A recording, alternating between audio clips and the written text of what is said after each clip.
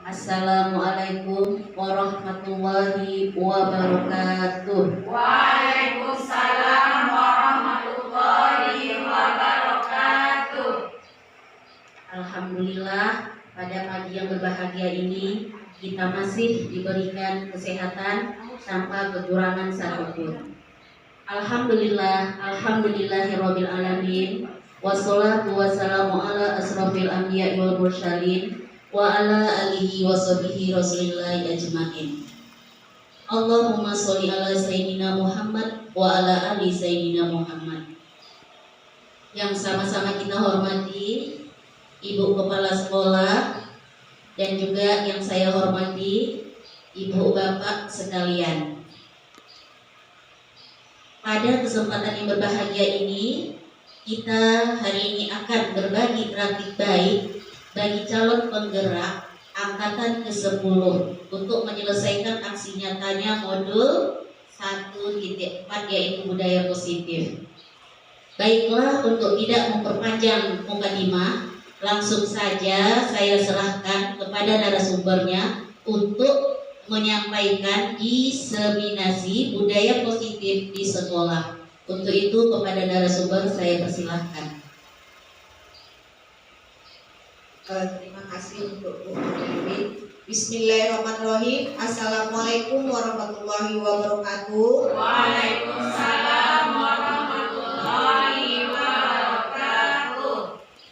Alhamdulillah, bersyukur kepada Allah di mana pagi yang cerah ini kita masih diberi kesehatan, kesempatan dalam acara diseminisasi budaya positif sekolah, yaitu tugas calon guru penggerak angkatan 10 itu modul 1.4 tentang budaya positif. Selawat serta salam lupa juga kita ucapkan kepada Nabi besar Muhammad SAW dengan ucapan Allahumma sholli ala sayyidina Muhammad wa ala ali sayyidina Muhammad. Semoga selalunya kita berselawat, kita mendapatkan syafaatnya di kemudian hari. Amin amin ya rabbal alamin. Yang sama-sama kita hormati Bapak Ibu Guru SD 07 Sungai Berbari. Sebelumnya saya minta maaf, mungkin ini yang kedua kalinya acara kemarin kita udah seminar dengan Bu PI. Ini saya selaku calon guru penggerak itu ingin berbagi praktik baik. Di sini saya bukan sebagai mencari atau memberikan suatu pengetahuan. Yang jelas saya di sini sharing, berbagi ilmu, ya. Jadi apa yang saya dapatkan di calon guru penggerak angkatan 10, jadi sama-sama saya ingin berbagi ilmu, ya Bapak Ibu, itu tentang budaya positif. Jadi kita di sini saling berbagi aja, sharing aja ya Bapak Ibu. Saya tidak menggurui Bapak Ibu semuanya. Baik Bapak Ibu, kita sering mendengar itu tentang budaya, ya, budaya positif, baik di sekolah maupun di dalam kelas. Nah, jadi Bapak Ibu, apa sih itu budaya positif? Nah, jadi kita mungkin sudah semuanya sudah melakukan, ya. Saya yakin Bapak Ibu sudah melakukan, ya. Tapi kita tanpa kita sadari, ya. Jadi budaya positif itu seperti apa? Nah, kalau kita lihat di sekolah kita kan kita sudah melakukan. Apa contohnya Bapak Ibu? Setiap pagi kita ya menyambut anak, ya itu budaya positif dengan 5S, yaitu kita udah memberikan kepada anak itu 5S: senyum, sapa, salam, sopan, dan santun. Itu setiap hari kita lakukan. Nah, sementara untuk itu di sekolah. Nah, selain itu kita udah juga membudayakan budaya positif, ya, di lingkungan sekolah kita, ya, bergotong royong bersama, itu kegiatan positif juga. Nah, di dalam kelas itu tadi kata Pak Said tadi apa? Piket kelas. Nah, jadi itu piket kelas itu budaya positif juga yang kita terapkan di dalam kelas.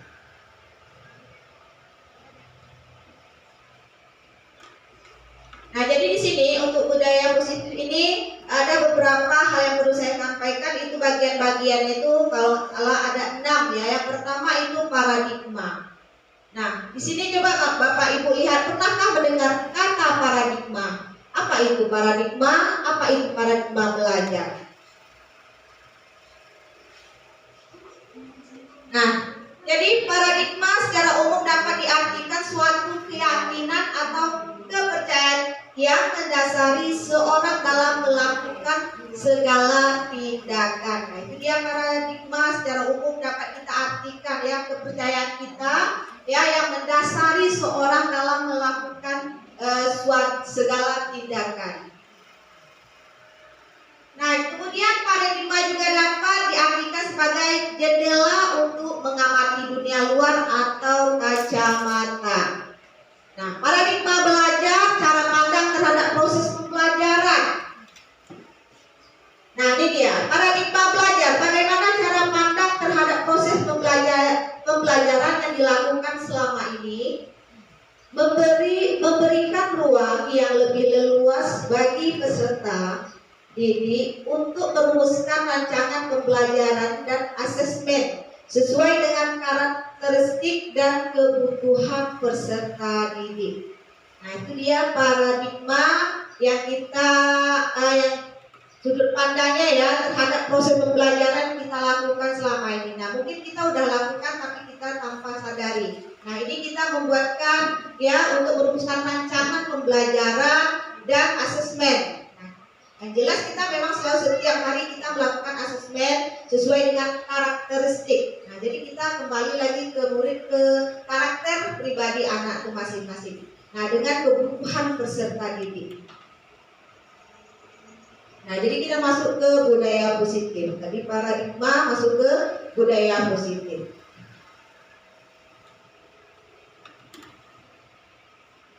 Ya Bapak Ibu, menurut Bapak Ibu, apakah penting menerapkan disiplin?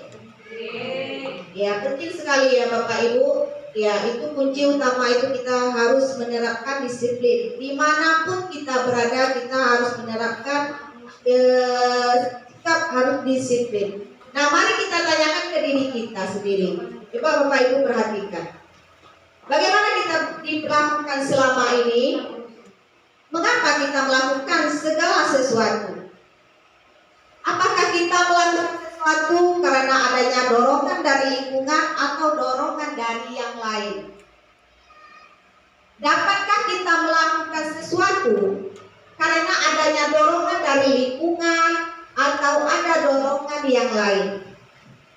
Pernahkah kamu melakukan sesuatu untuk mendapatkan senyuman atau pujian dari orang lain, untuk mendapatkan hadiah atau untuk mendapatkan uang? Nah, jadi ini adalah contoh budaya positif ya. Nah, jadi kita coba mari kita tanyakan ke diri kita. Ada beberapa poin di situ. Nah, coba Bapak perhatikan, Bapak Ibu perhatikan di situ ya. Nah, pertanyaan-pertanyaan di sini. Nah, jadi apa yang terbayang di benak Bapak Ibu ya, terlintas di pikiran Bapak Ibu ketika mendengar kata disiplin? Ada enggak rasa-rasa kira-kira Bapak terlintas enggak ya bahwa kata-kata disiplin itu harus kita terapkan?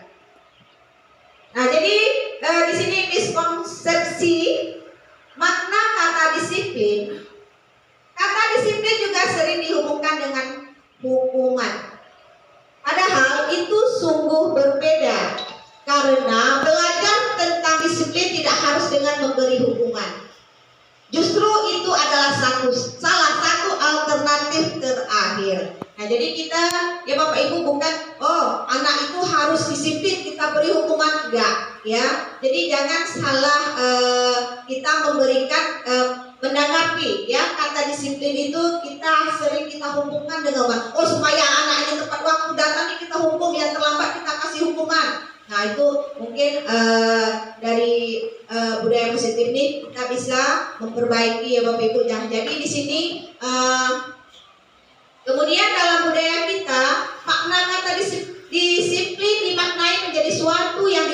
seorang pada orang lain untuk mendapatkan kepatuhan. Kita cenderung menghubungkan kita disiplin dengan ketidaknyamanan. Nah, sama juga nih tadi ya.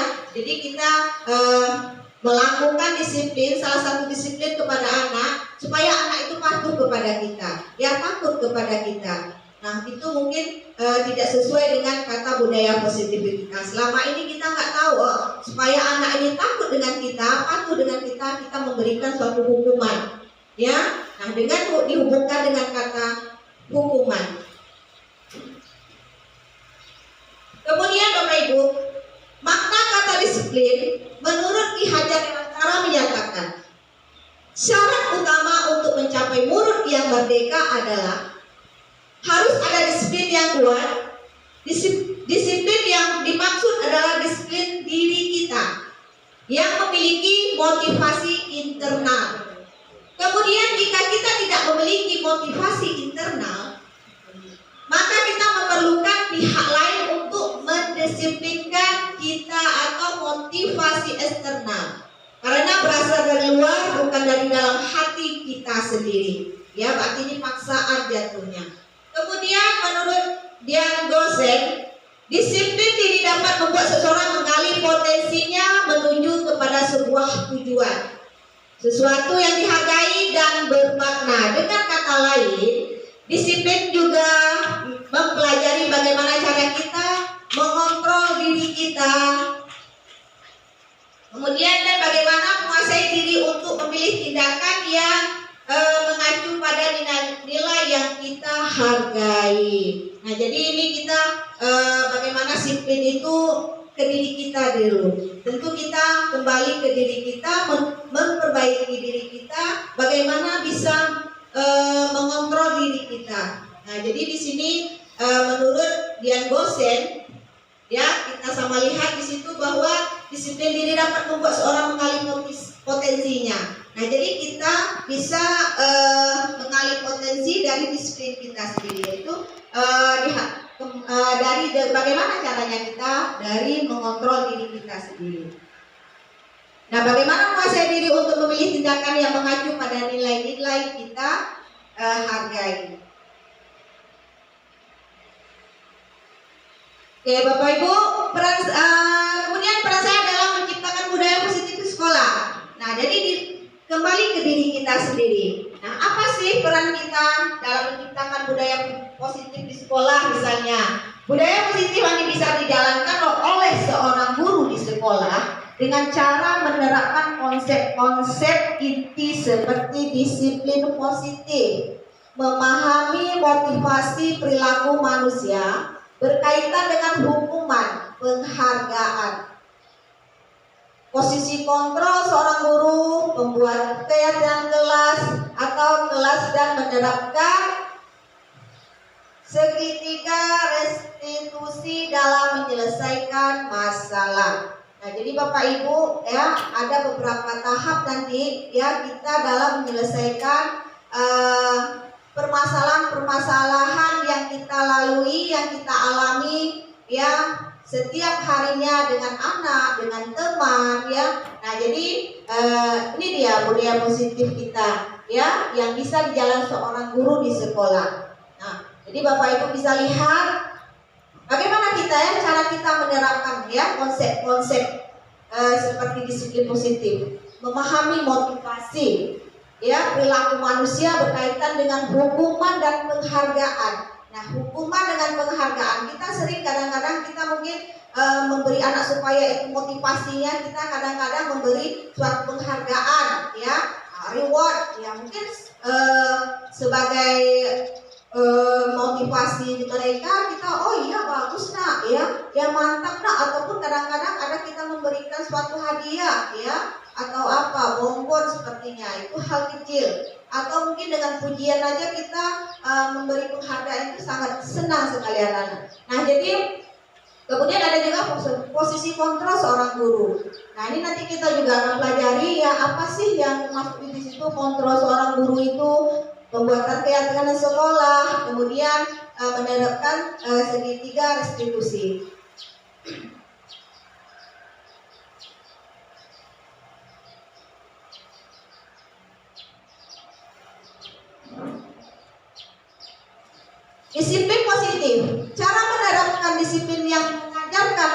bertanggung jawab, dan menumbuhkan kesadaran diri berdasarkan nilai-nilai kebajikan.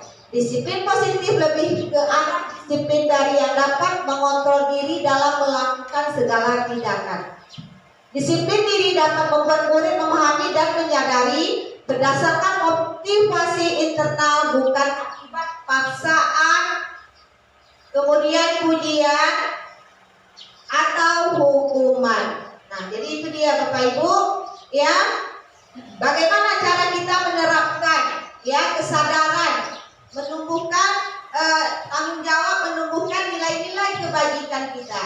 Nah, di sini disiplin diri dapat membuat murid memberi dan menyadari berdasarkan motivasi internal, bukan akibat paksaan, pujian atau hukuman. Nah, berarti dari dirinya sendiri. Dia tidak karena hukuman dia takut melakukan disiplin sekolah. Dengan pujian mungkin dia, oh hari ini saya loh dijanji Bu Guru, jika saya datang tepat waktu saya mendapat itu, gitu ya.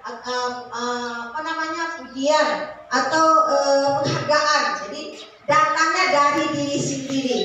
Nah, jadi begitu juga kita, ya Bapak Ibu. Nah, memang disiplin positif ini kembali ke diri kita. Oh, kita datang tepat waktu, bukan dari takut dengan atasan, malu dengan kawan, enggak. Memang dari kesadaran diri kita sendiri. Itu juga termasuk dengan budaya positif di lingkungan sekolah kita. Bukan di sekolah juga, mungkin di keluarga atau di saudara tetangga bisa kita terapkan ini juga ya Bapak Ibu. Nah, jadi itu dia contoh tadi ya, bagaimana kita menerapkan berdasarkan tanggung jawab kita, nilai-nilai kebajikan tadi. Nah, di sini kita lihat nilai-nilai kebajikan yang menjadi perhatian utama di sekolah kita ini, ya. Kita udah melaksanakan mungkin Bapak Ibu ya, itu ketertiban, kemudian keselamatan, kebersamaan, komitmen, menghargai, menghormati, ketakwaan, kebersihan, menumbuhkan 5S. Nah, jadi rasa Bapak Ibu yang saya bikin ini rasa saya udah ada pada di sekolah kita, pada diri Bapak Ibu, tetapi tanpa kita sadari. Ya, mungkin lebih dari ini yang saya bikin, ya mungkin masih banyak lagi ya Bapak Ibu. Nah, jadi saling menghargai, ya, menghormati, ketakwaan itu sangat perlu sekali. Kemudian yang 5S itu yang setiap hari kita lakukan. Bahkan anak kita bukan dengan kita aja, bukan dengan Bapak Ibu guru di sekolah, dengan orang lain pun dia sudah menerapkan 5S ini. Ya, seperti yang dikatakan PI Bu Dewi kemarin, ya, bahwa anak-anak kita orang lain aja dia datang mengejar, menyalami. Itu apa? Karena kita udah melakukan, ya, kita udah menyampaikan terus kepada anak-anak kita. Jadi kita tanpa sadari kita udah melakukan disiplin positif ini di sekolah maupun di kelas kita. Nah, jadi ini nilai-nilai kebajikan. Mungkin masih banyak ya nilai-nilai kebajikan kita yang lain ya Bapak Ibu. Nah, tanpa kita sadari kita udah melakukan. Nah, seperti itu. Inilah nilai-nilai kebajikan yang harus kita tanamkan ke diri kita. Jadi anak-anak kita bisa melihat, ya, oh begini ya Bapak Ibu guru saya. Nah, jadi kita bukan tanpa paksaan dari tadi, bagaimana kita untuk merubah diri kita. Begitu juga dengan anak ya Bapak Ibu. Nah, kalau ini mungkin sebetulnya banyak ya gambar-gambar kita disiplin positif di sekolah, karena di laptop saya ini banyak gambar-gambar seperti ini. Nah, jadi ini dia contoh disiplin sekolah kita. Macam upacara itu disiplin positif, ya. Kemudian menanam penghijauan, apalagi Bapak Ibu pegang semua.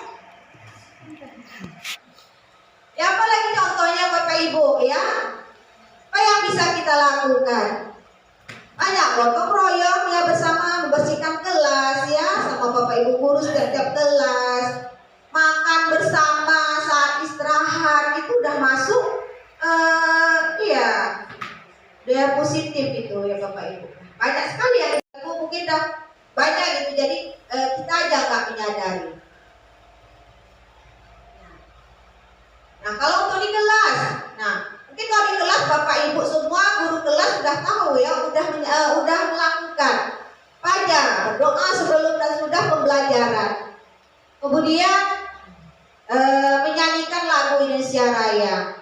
Apalagi, kalau ini bersalaman setelah selesai pembelajaran. Kemudian makan bersama jam istirahat. Nah, apa sih yang Bapak Ibu lakukan di dalam kelas itu? Ya, udah Bapak lakukan, udah Ibu lakukan. Ya, banyak hal-hal yang tanpa kita sadari, ya, yang sudah kita lakukan. Nah, jadi itu termasuk budaya positif yang ada di sekolah kita, di kelas kita. Ya, berbaris di depan, anak baca doa, masuk salaman itu juga budaya positif kita. Menyanyikan lagu Indonesia Raya tadi, kemudian saling berbagi pendapat, menghargai pas di belajar itu budaya positif juga. Makan bersama jam istirahat bersama teman-teman, mungkin Bapak Ibu mungkin ada juga bersama anak-anaknya. Nah itu adalah budaya positif. Banyak sekali yang bisa kita lakukan ya Bapak Ibu, budaya positif di sekolah kita. Kemudian ini juga budaya positif juga ya Bapak Ibu, kita sholat duha, sayangnya udah belum ya terlaksana. Nah ini kemarin waktu kita Iya bulan puasa ya, kita sholat duha, nana, alhamdulillah ya, walaupun sederhana ruangan kita, tapi kita melaksanakan ini adalah budaya positif juga ya Bapak Ibu. Nah, kalau memang kita bisa melaksanakan, nah ini kemarin contoh disiplin positif di kelas menyelesaikan masalah dengan segitiga restitusi. Nah ini kemarin yang di kelas saya nih kalau nggak salah ini menyelesaikan masalah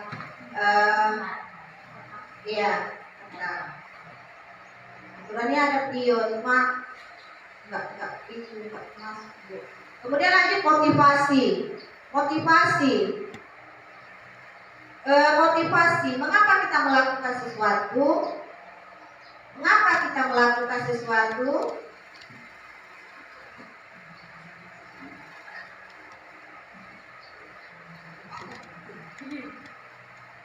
Nah, di sini motivasi perilaku manusia menurut Dian dosen tadi. Yang pertama untuk menghindari ketidaknyamanan atau hukuman. Yang kedua untuk mendapatkan imbalan atau penghargaan dari orang lain. Kemudian untuk menjadi orang yang merdeka, inginkan dan menghargai diri sendiri sesuai dengan nilai-nilai yang mereka percaya. Nah, jadi motivasi perilaku manusia itu ya, ini menurut Dian Bosen ini ya, kita menghindari ketidaknyamanan dan hukuman itu tadi, seperti yang mana telah Ibu sampaikan tadi, bahwa kita dengan disiplin tadi kita tidak bisa atau tidak boleh menghukum ya, bahwa kita sebagai guru disiplin positif yang kita berikan kepada anak ya mungkin tidak sesuai dengan apa yang anak harapkan. Nah, di sini juga untuk mendapatkan imbalan ya, itu perilaku ya, motivasi perilaku manusia itu kan gitu. Dia takut hukuman ya. Dia takut misalnya dia karena tidak disiplin, dia takut hukuman. Kemudian dia mungkin ingin mendapat sesuatu penghargaan ya, jadi paksaan jadinya. Kemudian menghargai diri sendiri sesuai dengan nilai yang mereka percaya. Jadi untuk menjadi orang yang mereka inginkan dan menghargai diri sendiri sesuai dengan nilai-nilai yang mereka percaya.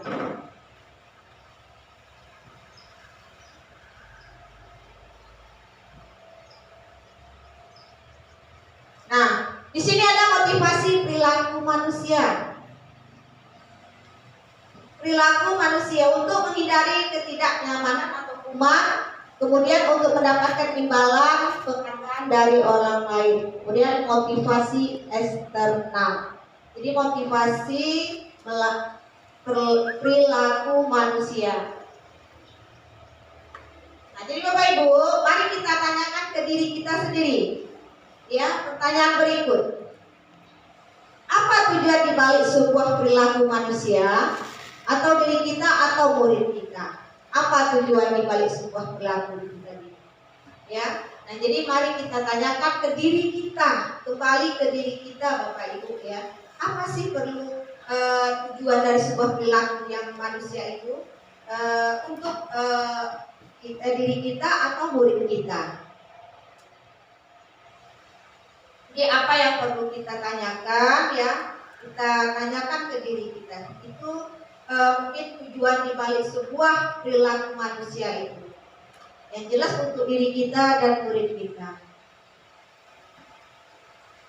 Kebutuhan dasar manusia, ya, Glaser menyatakan bahwa kapasitas untuk merubah ada di dalam diri kita. Jadi untuk merubah itu ada dalam diri kita sendiri ya Bapak Ibu. Jika kita dapat mengidentifikasi kebutuhan apa yang mendorong perilaku kita, maka perubahan perilaku positif dapat dimulai dengan mencari solusi untuk memenuhi kebutuhan tertentu dengan cara positif. Jadi Glaser ini menyatakan bahwa kapasitas untuk berubah pada diri kita sendiri, kembali ke diri kita sendiri. Bagaimana kita merubah diri kita sendiri, ya Bapak Ibu. Nah jadi hal-hal yang positif yang ingin, maka perubahan perilaku positif dapat mulai dengan cari solusi kita. Ya, bagaimana kita mendapatkan memenuhi kebutuhan tertentu dengan cara yang positif pula. Nah, ini dia Bapak Ibu, 5 kebutuhan dasar manusia. Kita mempunyai 5 dasar ya, kebutuhan manusia itu. Nah, dari situ ketika kita mendapatkan apa yang kita inginkan, sebetulnya saat itu kita sedang memenuhi 1 atau lebih dari 1 kebutuhan dasar kita. Ini dia ya Bapak Ibu, ada 5 kebutuhan dasar manusia, kebutuhan untuk bertahan hidup. Apa contohnya Bapak Ibu? Yang jelas kalau untuk kebutuhan untuk bertahan hidup ya, sangat pangan itu ya. Nah, jadi untuk bertahan hidup. Kemudian kasih sayang dan rasa diterima. Ya. Kita ingin, nah, seperti anak kita, dia butuh kasih sayang, ya. Kemudian rasa diterima, ya, diterima di sekolah, diterima oleh guru, diterima oleh teman-temannya. Kebebasan. Kebebasan seperti apa ini yang kita harapkan kepada anak kita? Ya, mereka bebas memilih apa sih keinginan mereka, misalnya di dalam bidang apa mereka menonjol. Ini kembali ke minat dan bakat mereka masing-masing. Kesenangan, sama juga kita memberikan kesenangan kepada anak kita di dalam kelas. Bagaimana kita supaya anak kita, anak didik kita ya senang di dalam kelas. Apa sih yang harus kita lakukan? Kemudian penguasaan. Nah, penguasaan ini dengan tadi penghargaannya. Jadi ada 5 ya kebutuhan dasar manusia itu tadi ya Bapak Ibu, itu kebutuhan untuk bertahan hidup, kasih sayang dan rasa diterima, kebebasan, kesenangan dan penguasaan. Jadi kita ketika seorang murid melakukan suatu perbuatan,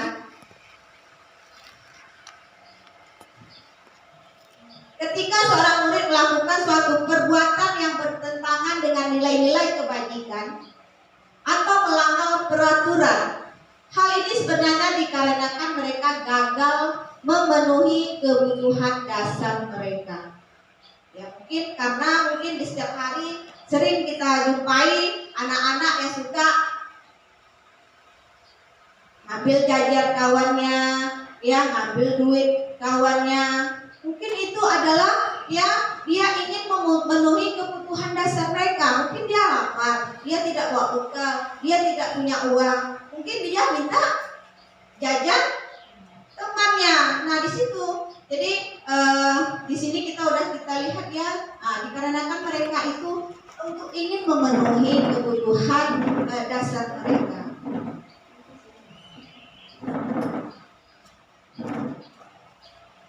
Nah ini tadi Bapak Ibu 5 kebutuhan dasar manusia, ini keterangannya. Kasih sayang dan rasa diterima. Di situ kebutuhan untuk disayangi dan diterima meliputi kebutuhan dan hubungan dan koneksi sosial. Ya, kebebasan itu apa sih sepertinya? Contohnya, kemudian penguasaan, bertahan hidup. Nah, kebutuhan bertahan hidup ini adalah kebutuhan yang bersifat psikologis untuk bertahan hidup, misalnya kesehatan, rumah, ya, yang jelas itu pangan, sandang. Ya, jadi kalau udah kita bertahan hidup, ya adalah kebutuhan yang bersifat fisiologis. Nah, jadi juga ada di situ kesenangan dan ada penguasaan serta kebebasan.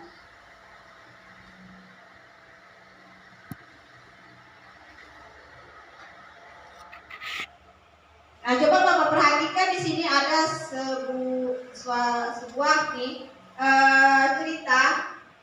Bapak Ibu amati. Nah, di sini astagfirullah Abel, kamu ini suka mengganggu teman nakal, usil, jahil. Nah, jadi yang mengganggu si Abel ini adalah teman. Nah, jadi yang ketawa ini siapa? Hahaha, nangis. Nah, jadi Abel ini diganggu oleh temannya. Nah, jadi Bapak Ibu pada cerita tersebut kebutuhan apa yang ingin dipenuhi oleh Abel?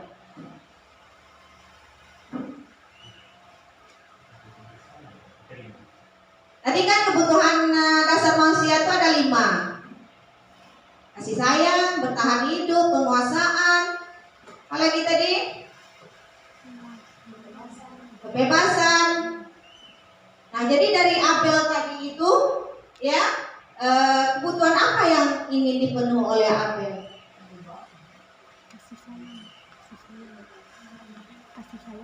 Kasih sayang mungkin bisa, ya, rasa diterima. Mungkin dia di kelas itu dikucil oleh temannya, ya.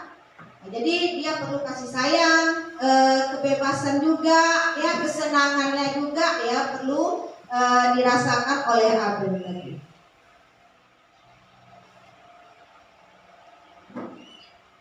Nah, jadi di sini bagaimana cara guru mengidentifikasi kebutuhan dasar murid saat belajar di kelas. Nah, jadi Bapak Ibu bagaimana caranya? Yuk, ya, menjadi orang yang memenuhi kebutuhan dasar sebagai manusia secara positif, tidak merugikan orang lain atau diri kita sendiri. Nah, bagaimana kita menyikapinya?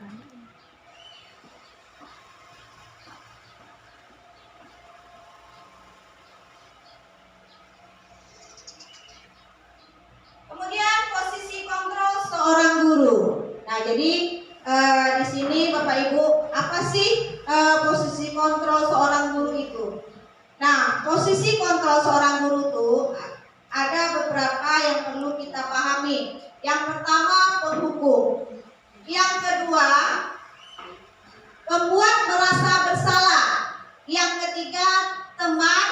Yang keempat, pemantau. Yang kelima, manajer. Nah, jadi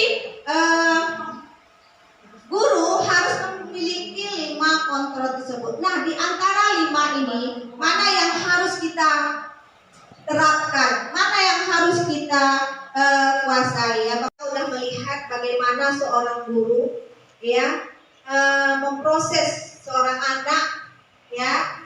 Nah, bagaimana apa yang dilakukan? 5 kontrol guru tadi, ada sebagai penghukum, ada sebagai pembuat merasa bersalah, sebagai teman, pemantau, dan manajer. Nah, dari kelima ini, setelah kita lihat video tadi, mana rasa Bapak Ibu yang harus kita miliki?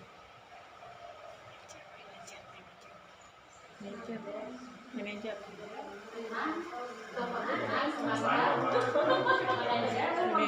Iya, mungkin asal jangan penghukum ya Bapak Ibu. Tadi udah kalau penghukum itu kayak mana gitu. Jadi kalau anak SD mungkin nggak itu ya.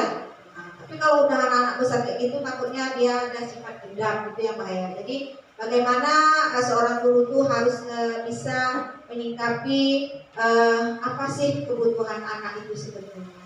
Nah jadi dari kelima ini, nah yang paling bagus kita gunakan adalah sebagai seorang guru seharusnya berperan kita sebagai manajer. Nah kita lihat tadi sebagai manajer tadi seperti apa ya Bapak Ibu ya. Memang sulit rasanya, tetapi bagaimana kita harus bisa mengapa diri kita, mengontrol diri kita ya, tadi sebagai penghukum, rasa bersalah, teman, pemantau. Nah, jadi yang bagus itu ya peran kita sebagai manajer. Nah, sebagai manajer ini guru melakukan sesuatu bersama murid, memberikan kesempatan kepada murid untuk bertanggung jawab perilakunya dan mendukung murid agar dapat menemukan solusi dari setiap permasalahan tadi. Nah, kalau dengan yang pertama tadi langsung menghukum ya anak-anak siapa tadi? Aren. Nah, tadi tak berbukti sama sekali ya. Nah, jadi apa sih yang perlu kita guru sebagai apa? Ini dia sebagai manajer. Dengan kita anak itu bisa memberikan atau kita memberikan kesempatan kepada anak kita. Apa sih permasalahan yang sebenarnya? Sementara kadang-kadang kita selama ini kan kita nggak itu dengan anak. Kadang anak tidak membuat PR, anak datang terlambat. Kadang-kadang kita itu, ya. Nah jadi mungkin hal yang paling baik yang harus kita lakukan itu peran kita sebagai manajer. Kemudian memacu pada diskusi yang dapat menjadikan murid sebagai manajer untuk dirinya sendiri sehingga terciptanya disiplin positif. Nah dari tadi ya anak tersebut ya bisa juga dia menjadikan sebagai dirinya manajer ya untuk dirinya sendiri. Nah dengan bahasa ibu tadi ya dia tidak kaku untuk menjawab, dia tidak takut untuk menjawab dengan nada, dengan bahasa yang disampaikan oleh gurunya tersebut.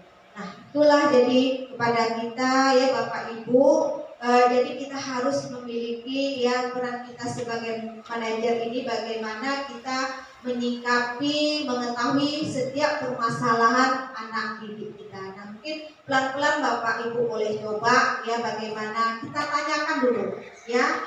Nah, jadi apa sih yang harus kita laksanakan?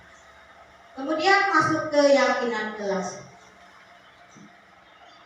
Keyakinan kelas adalah nilai-nilai kebajikan yang diyakini oleh kelas untuk menumbuhkan motivasi intrinsik dan budaya positif di kelas.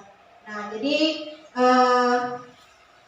keyakinan kelas itu harus kita laksanakan setiap kelas. Ya, harus kita buat di setiap kelas, harus kita tempelkan. Ya, kesepakatan kita membuat keyakinan kelas bersama-sama siswa dan guru itu adalah kesepakatan kita di dalam kelas. Jadi kita bersama-sama dengan murid, ya, dengan murid kita bersama guru membuat keyakinan kelas. Ya, mungkin setiap kelas berbeda-beda. Ya, apa sih kesepakatannya yang harus dibuat saat di dalam kelas? Nah itu dia keyakinan kelas. Nah kemudian perancangan ya, ini kita buat rancangan keyakinan kelasnya dulu. Nah jadi kita tanyakan kepada anak kita apa sih yang harus kita buat untuk kesepakatan kelas keyakinan kelas tadi. Nah jadi kita membuat perancangnya dulu. Setelah kita buat ya kita bersama anak murid ini membuat. Kemudian keyakinan kelas ini kita tulis di papan tulis setelah kita rancang tadi. Apa sih? Ya, setelah kita tulis di papan tulis sudah ada nih lagi nih yang perlu kita buat. Kalau memang udah deal, udah nggak ada lagi, ya. Nah, jadi kita buat seperti kelasnya dan sepakatan kelas, keyakinan kelasnya. Nah, kelas 1 ada kemarin Pak Ibu ya.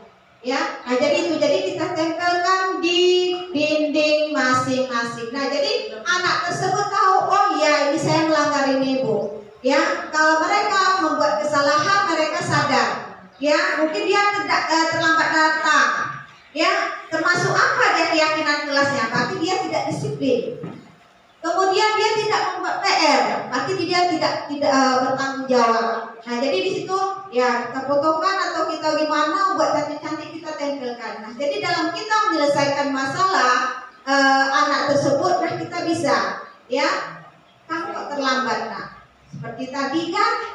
Jadi sebagai manajer kita bertanya bagaimana permasalahan yang ada pada diri anak itu. Nah jadi kita keyakinan kelas ini setelah kita buat, kalau anak melanggar dia ngerti. Oh iya saya melanggar berarti tidak disiplin loh Bu.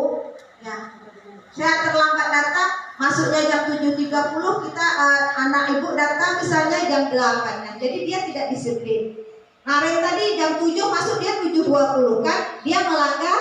Iya, nah dia tidak mengikuti disiplin apa keyakinan kelas yang dibuat di dalam kelas itu tadi.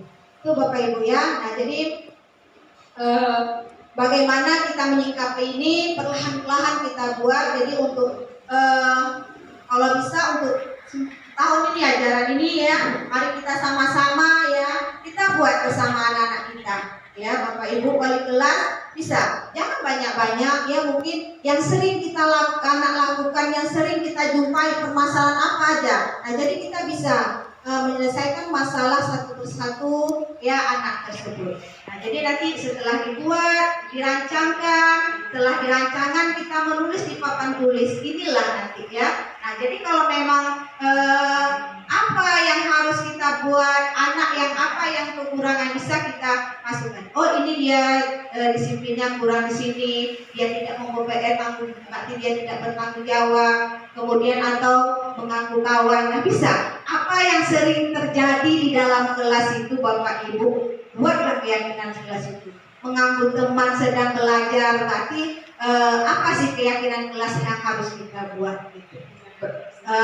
Ya menjaga kebersihan, datang tepat waktu, itu kan keyakinan kelas yang kita buat. Kalau terlambat dia tidak disiplin gitu. Jadi Bapak Ibu jangan keyakinan kelas ini nggak perlu harus menonton ya. Jadi apa sih yang perlu kita perbuat dalam kelas yang kita alami itu. Jadi keyakinan kelas setelah kita tadi merancang, membuat bersama anak didik kita.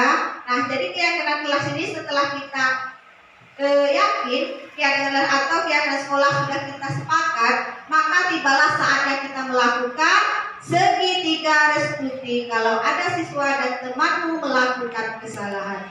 Nah jadi segitiga restitusi tadi yaitu adalah mencari solusi ya, permasalahan apa sih yang ada pada anak tersebut. Seperti Naren tadi ya, berarti dia udah membuat keyakinan kelas, dia udah melanggar keyakinan kelas. Nah jadi permasalahan ini tadi dilarikan ke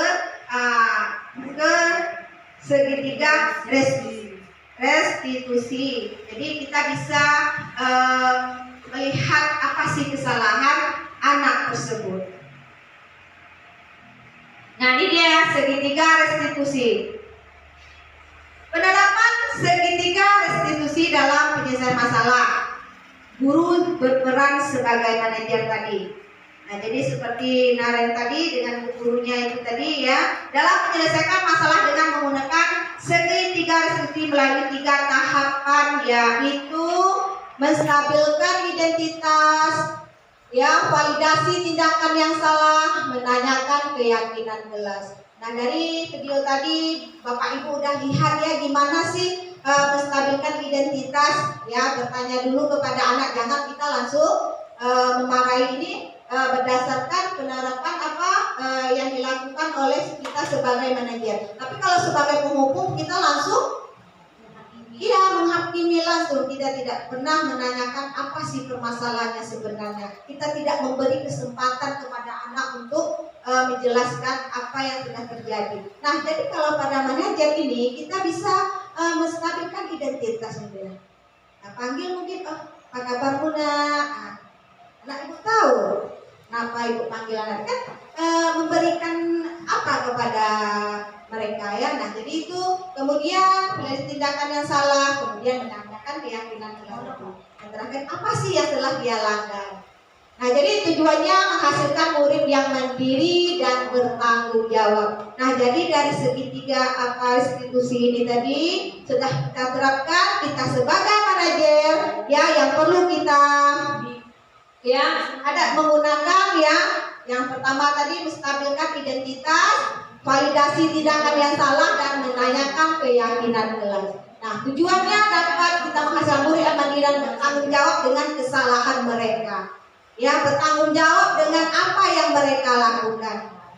Ya dia merasa mandiri, dia merasa bertanggung jawab. Ya ingin merubah kedepannya dia seperti apa. Nah jadi Bapak Ibu ya itu kita ini juga bisa kita coba ya di dalam kelas. Seandainya mungkin ada anak kita membuat kesalahan karena sudah melanggar keyakinan kelas. Coba kita lakukan segitiga restitusi ini dengan menggunakan kita sebagai manajer. Nah, jadi itu dia macam menanyakan keyakinan kelas apa yang telah kita sepakati. Kamu ingin menjadi orang seperti apa? Itu keyakinan ya. Kita menanyakan. Kemudian validasi tindakan yang salah. Kamu tentu punya alasan mengapa melakukan itu. Jadi anak bercerita, kenapa kamu terlambat? Tentu dia menceritakan apa alasan dia terlambat. Kemudian menstabilkan identitas tadi, ya. Setiap orang pasti melakukan kesalahan. Nah, bisa juga ibu juga pernah melakukan kesalahan, ibu dulu juga seperti itu. Nah jadi yang bisa kita lakukan bagaimana supaya anak itu nyaman dengan kita, ya tidak takut dengan kita. Nah jadi itu kita gunakanlah segitiga restitusi. Jadi setiap orang pasti pernah melakukan kesalahan, kamu bukan salah satu yang pernah melakukan, kan gitu-gitu aja kan. Jadi anak itu oh enggak, dia bukan sendiri aja, kawan-kawan yang lain pernah juga seperti itu. Jadi mereka kita memberi pertanyaan, kita memberikan maksud dia nyaman aja menerima kita dengan pertanyaan-pertanyaan yang kita sebagai manajer. Tiga restitusi ini tadi ada 3 itu validasi tindakan yang salah, kemudian menanyakan menstabilkan identitas dan keyakinan kelas. Nah jadi dari segitiga restitusi ini saya melakukan di kelas 4 ya, melakukan segitiga restitusi dalam menyelesaikan masalah anak tersebut. Jadi Bapak Ibu bisa lihat video yang saya paparkan ini. Nah jadi di sini anak tersebut pas jam pelajaran saya menyupai dia makan di kelas. Kemudian kawan lain terganggu dengan anak tersebut. Setelah di sini saya memanggil anak ini setelah jam istirahat. Nah jadi saya melakukan segitiga restitusi.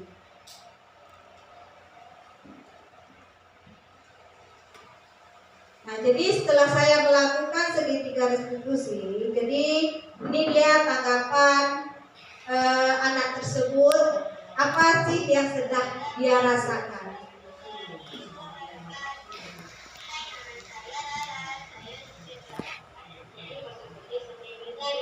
Saya berterima kasih kepada Ibu Guru karena memberikan saya pelajaran dimarahi oleh Ibu. Saya juga diajari bagaimana memperbaiki agar tidak makan di kelas saat pelajaran. Terima kasih Bu. Assalamualaikum warahmatullahi wabarakatuh.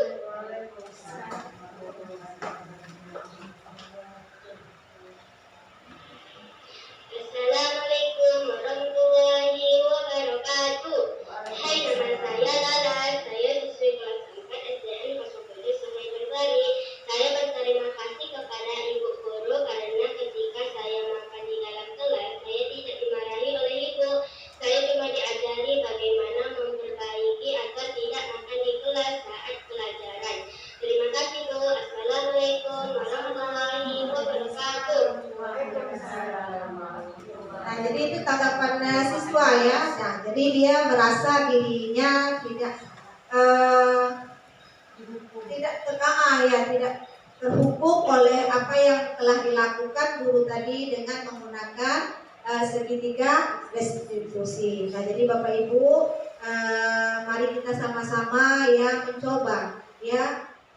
Mungkin dengan hal-hal yang sepele aja kita lihat di dalam kelas itu rasa Ibu mungkin banyak hal-hal yang kita jumpai ya, bukan jangan yang agak yang kita rasakan, yang kita lihat saat kita proses pembelajaran itu banyak sekali ya, yang jahil kawan, yang malu kawan ya, yang ngambil segala macam di dalam itu selama proses pembelajaran ya. Apalagi seperti video tadi ya, Narin tadi yang terlambat mungkin, yang tidak buat PR, itu sering kita jumpai. Lebih lagi hal-hal yang mungkin permasalahan yang kita tidak ketahui. Kalau dia terlambat mungkin dia pakai sepeda atau di antara orang tua mungkin. Nah, jadi di situ kita bisa menggunakan restitusi, segitiga restitusi.